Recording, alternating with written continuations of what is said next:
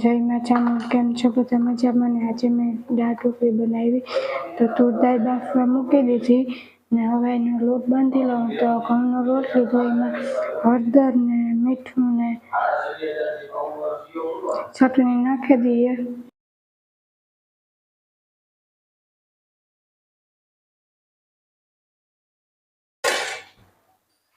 તો એ મિક્સ કરે ને લોટ બાંધી લઈએ.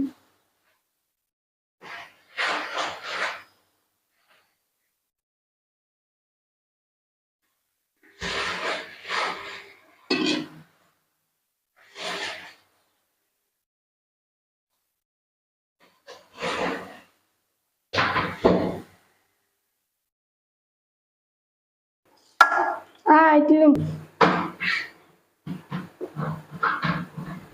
તો આપણો લોટ બંધાઈને થઈ ગયો તૈયાર. તો હવે રોટલી વણી લઈએ.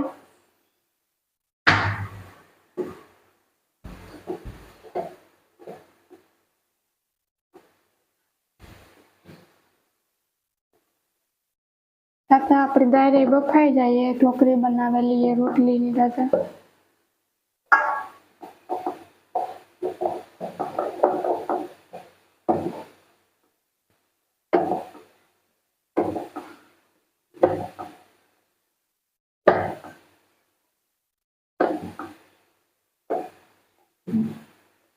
તો રોટલી વણાઈ ગઈ, હવે કટકા કરી લઈએ.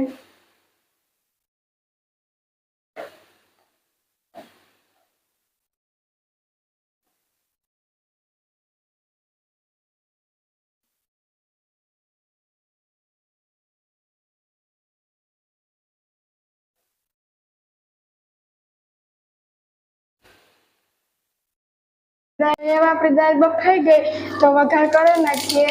તેલમાં રાઈ, જીરું ને મેથી નાખી દઈએ ને થોડીક વઘાણી નાખી દઈએ ને ટમેટું ને લીમડો નાખી દઈએ. હવે મરચાં તમે વઘાર બાફવામાં જ નાખી દઈએ. હવે મરચાં તમે વઘાર બાફવામાં જ નાખી દીધી.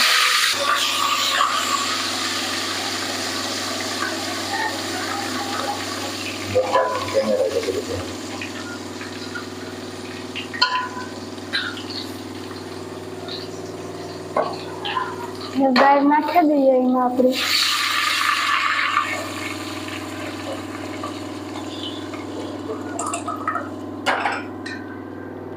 એમાં થોડીક ચટણી નાખી દઈએ. મીઠું ને હળદર તમે બાફવામાં નાખ્યું હતું ને, પાછું રોટલી વણવામાં નાખ્યું.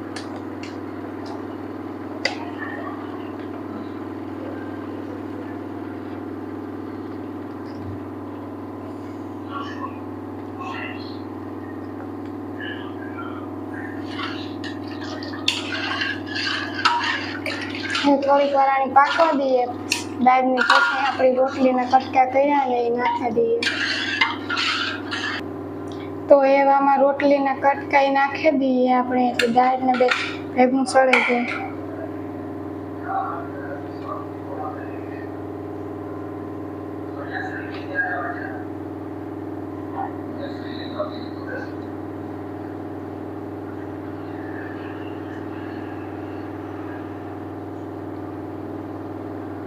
તો હેવાને થોડીક વાર સળવા દઈએ, એટલે પછી તો તૈયાર છે આપણી દાળ ઢોકળી. આવા નવા વિડીયો જોવા માટે મારા ચેનલને લાઈક, શેર અને સબસ્ક્રાઈબ કરો.